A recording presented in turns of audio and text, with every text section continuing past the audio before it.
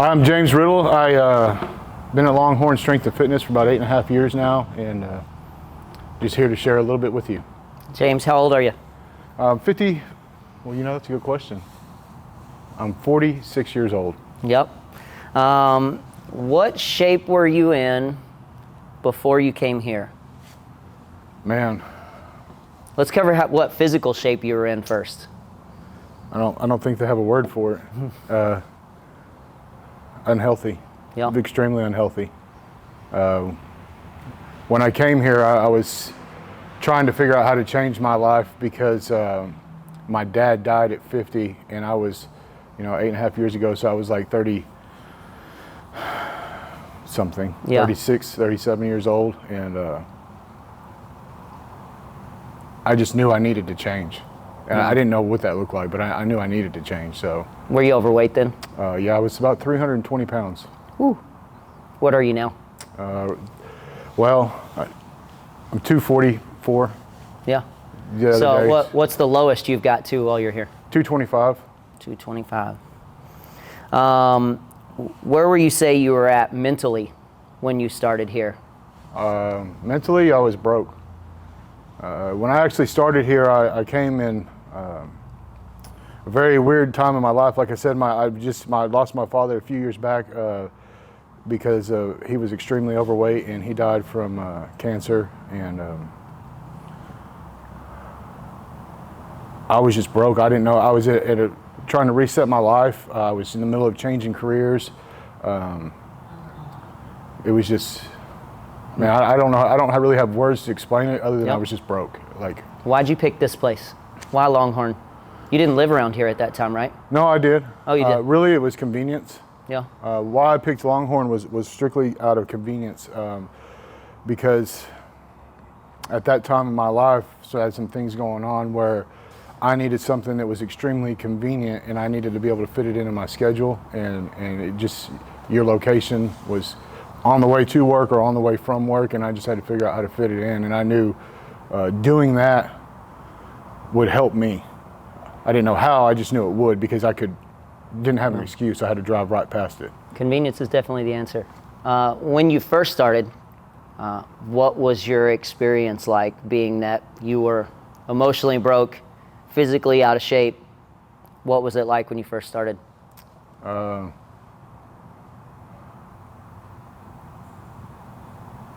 It was challenging. I think back to when I first started, and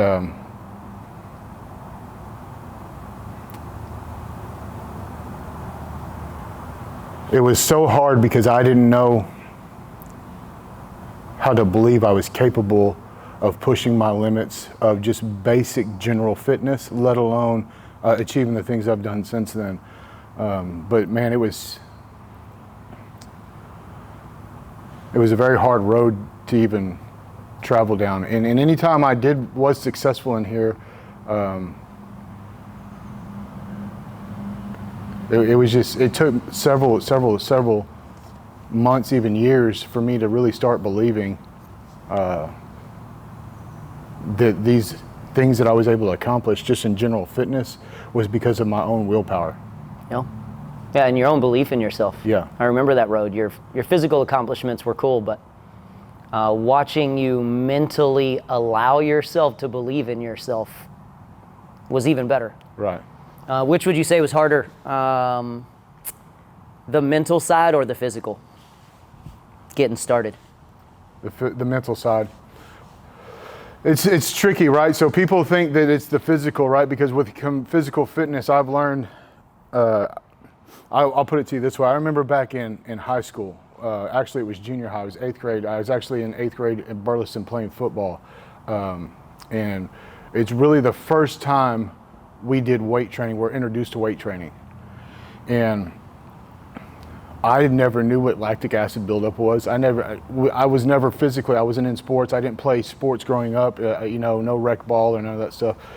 So when I got introduced to football and was allowed to play because it was offered at the school, we hit the gym, and then my muscles like swelled up, cramped up, and the physical pain from fitness actually stirred me away from that at a young age. it wasn't until later on that I realized that, oh, that's a part of fitness. And so it's a tricky road, but realistically, it's the mental part that is the absolute toughest. For sure, for sure. When you were about to come in here for your first time, what were your expectations? What did you think it was going to be like? We'll get to what it actually was like, but what did you think it was going to be like when you showed up?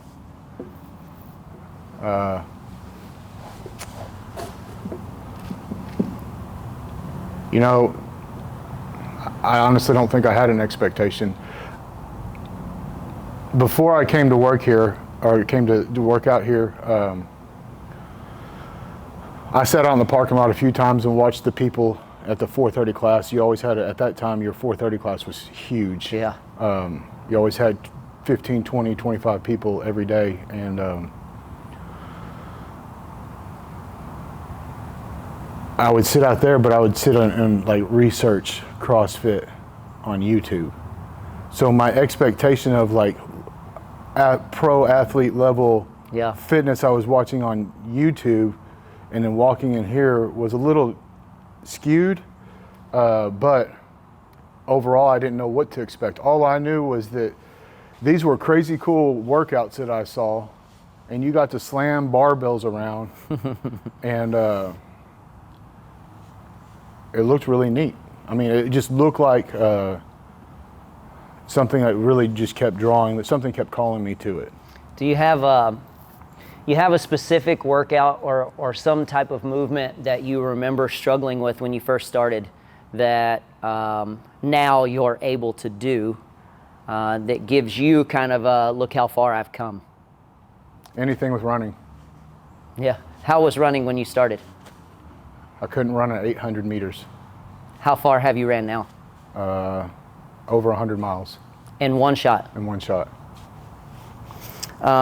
What would you say you're most proud of in the, how long have you been here, 8 years? Eight and a half years. 8.5 years. What would you say you're most proud of accomplishing, whether that's mentally, physically, emotionally, whatever? What would you say you're most proud of over the last 8.5 years? Learning how to believe in myself. Yeah. Out of all the physical fitness, out of all the mental fitness, the number one thing I'm most proud of by coming to the gym every day is learning how to believe in myself. Yeah, I agree. That's the coolest transformation I've seen in you since I met you, is the James of now compared to the James back then can do anything and is willing to try anything. And the James of old didn't believe. Yeah. And you're the same guy. What's next for you in your fitness? Now that you've ran 100-mile races, you've ran 50-mile races, marathons, you've done CrossFit competitions, you've lifted all these heavy weights, you've learned all these new skills. What's the next thing in your fitness that you want to attain, achieve, conquer? Two things actually. Rogue has a 1,000-pound club. I'm not too far off of that. I want to make that. What is that? The 1,000-pound club is if I'm not correct me if I'm wrong, but it's the powerlifting style. It's bench press, deadlift, and squat. Yep. Totaling all three combination movements have to total over 1,000 pounds. Yeah. And I'm not too far off of that, so I want to do that. When you do that, you don't get anything for it other than a really cool T-shirt, and your name is not immortalized, but it's entered into Rogue Fitness, where it's nationally ranked, posted, and you'll be on there. That's cool. I want to do that, and then last year I tried to do a 100-mile run, another 100-mile run that was in a different type of element that I never trained for, which is the extreme heat. Yeah. The cool thing about ultra running is they have extreme endurance competitions for just about any kind of. So if you're really good at running flatlands, go run some hills. If you're really good at running hills, go run in the extreme cold. If you're really good at running in extreme cold, go run in extreme heat. Yeah. All these things play extreme variables. So last year I tried to do a one and it was an extreme heat situation, and I failed. And so this year I've already started training into more of an extreme heat to try to go back and try to achieve that goal. So I got 2 questions for you. So the last one's kind of open-ended, but this one is more for, this is going to go on social media and people are going to see this. So there are people who are in your shoes from 8.5 years ago, and they're going to watch this and they're going to see this as a perspective, outside perspective, just like you did.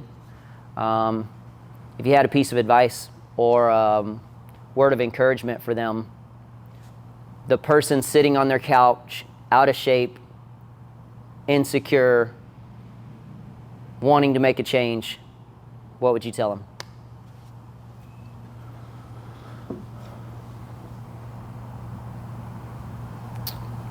That's a hard question. Yeah. If I could give anybody a single piece of advice, it would be to be open-minded. It took me a long time to learn self-belief, so I can't say believe in yourself, even though that's the easy answer. I feel like it would be open-minded to new things, right? Because if I would have never taken that first step, I would have never opened the doorway of possibilities that was open to me.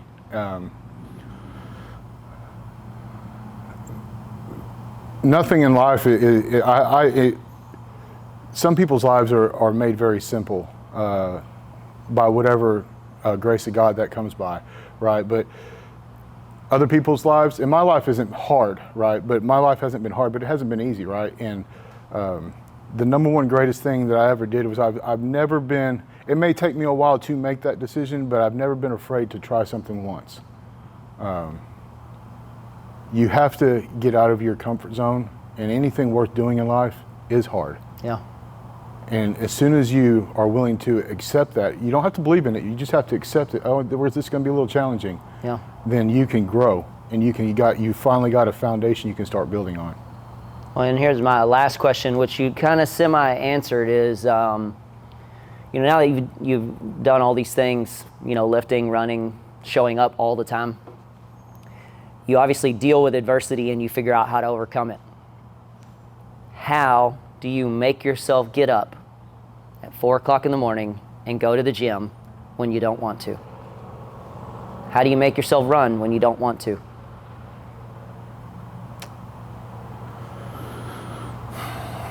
I just want to be better. I want to be better than I was yesterday. I want to be better than I was yesterday. Yeah, absolutely. I don't know how. For every person, I believe that answer is different. Yep.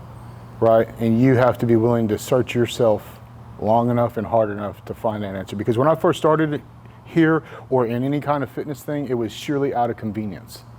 Well, I don't know a person in the world that says 3:30 in the morning is convenient to get out of bed to go to the gym. Nope. Some of the greatest people that I attribute to a lot of things, like everybody has like mentors that they don't talk about, right? Well, we all have people that, I'm not going to call them idols, but there's people that you follow and that you look to for encouragement. They don't even know me, right? I could be a fly on the wall. They'd never even know who I am. But all of those people, the one consistent thing, right down to the richest people in the world, the one consistent thing I know that they do is they get out of bed an hour before anybody else does. If you think you've got your life squared away and in shape, I guarantee you there's somebody chasing something that got up 1 hour earlier than you did. Yeah, that's a good one. So I don't know how I do it, but I just know that in doing that, it has brought me even closer and further to finding the life that I want. Yeah. So.